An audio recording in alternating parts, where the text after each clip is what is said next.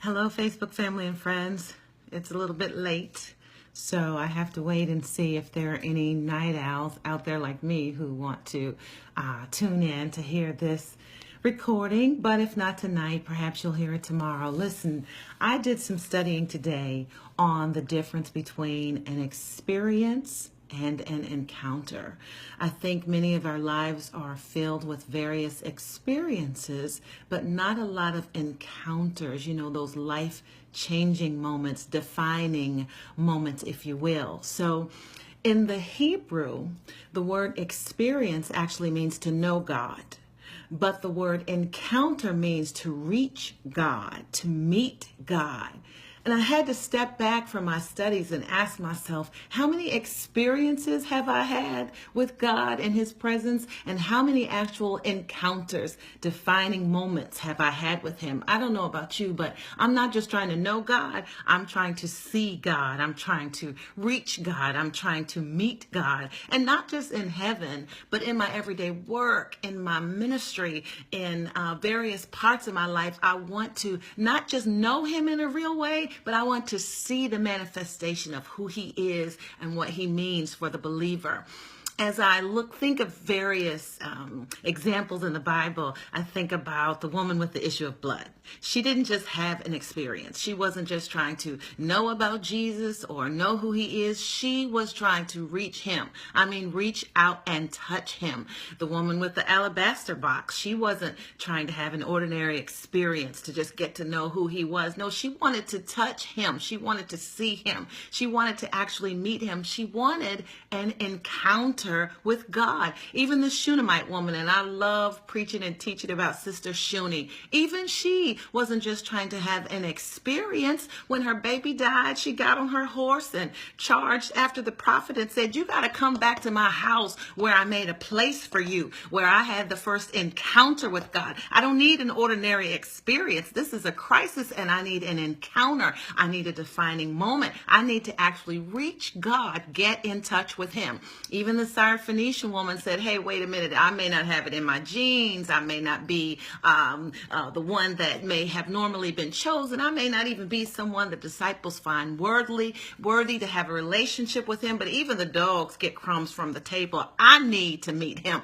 I need to reach Him. I need a connection with who He is." Zacchaeus, one of my favorite Bible characters, was up in a tree thinking, "I'm not even worthy to get close to Jesus. I'm not even well liked among people in my community." Jesus took time out, stepped out of the crowd, went to the tree, told Zacchaeus, "Come down. I don't want you to have an ordinary experience. I want you to have an encounter. I'm going to go to your house, sit down and eat and kick it with you so you can have an encounter with me." Have you had an encounter? Did you just have ordinary church today? Was it just another Sunday experience, or did you have an encounter? Listen, an experience makes an impression on your life.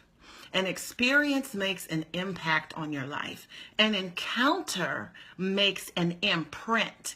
An encounter resets the trajectory of where you're going. It changes the direction of your focus, the direction of your thinking, the direction of your dreams. An encounter. I am determined that I have to get beyond just having these experiences that we have from day to day, from Sunday to Sunday, and really come to know Him in a deeper way and really have an encounter with who He is. Next time you pray this week, don't seek your usual experience. Ask God to really meet you and have an encounter with Him. The next time you break open His Word, don't go after your normal study experience. Ask God, "Come in here with me at this table of bread, and I want to meet you. I want to reach you. I want to be able to touch you, and I want your Word to touch me through my reading of it." It is time out for the norm, for the usual, for the ordinary, for the every way everybody else is doing it. That's the problem